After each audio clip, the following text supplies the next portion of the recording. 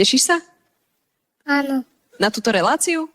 Na to, že odídem z tejto relácie. Máš rád, keď sa učíš nové veci?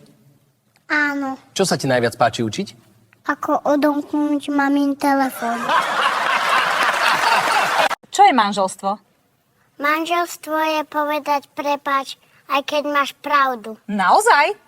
Môj ocko sa ospravedlnil mamine, keď muž v telke podviedol svoju ženu. Kto u vás doma koho posiela spať? Maminka posiela ocka. Naozaj? Áno, ocko hovorí, že nie je unavený. Kto si pamätá rodičovské združenia? Mama. Wow, a otec? Ocko si pamätá iba svoje obľúbené stretnutie s pani učiteľkou.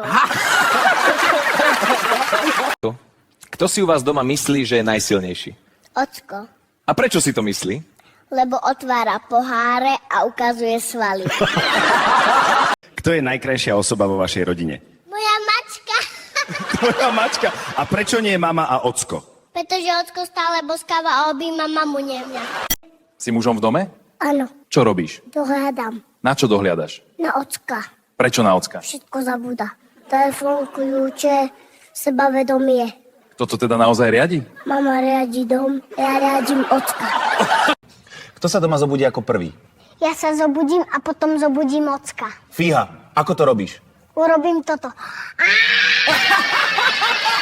Pomáhaš mame doma? Áno, Čo robíš? skúšam jej trpezlivosť. Pomáhaš rodičom s domácimi prácami? Áno, Čo robíš? poviem im, čo vynechali. Čo sa stane, keď sa tvoja mamina nahnevá? Keď sa mamina hnevá, ocino zostane vonku. Fakt? Áno, ocino sa k mamine nepriblíži. Keď sa tvoji rodičia pohádajú, kto sa ospravedlní prvý? Oco, Vždy? aj keď to nezačal. Pomáha tvoj ocko doma?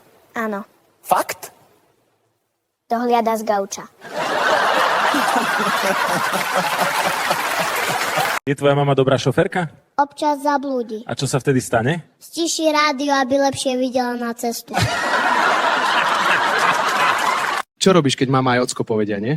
Trochu si zaplačem. A pomáha ti to? Niekedy, ale najlepšie to funguje, keď je pritom babka. Povedz mi tajomstvo o mame a ockovi. Božkávajú sa, keď si myslia, že spí. A čo urobíš ty? Otvorím oči. A čo potom? Prestanú. Chceš vyrásť a chodiť do práce? Ani náhodou. Každé ráno vyzeráš príliš unavený. Tak čo potom budeš robiť? Zostanem babetko. Mám rád zadarmo mlieko. Ostáva ocko v noci hore? Hihi. On hovorí, nie som unavený. A o 2 minúty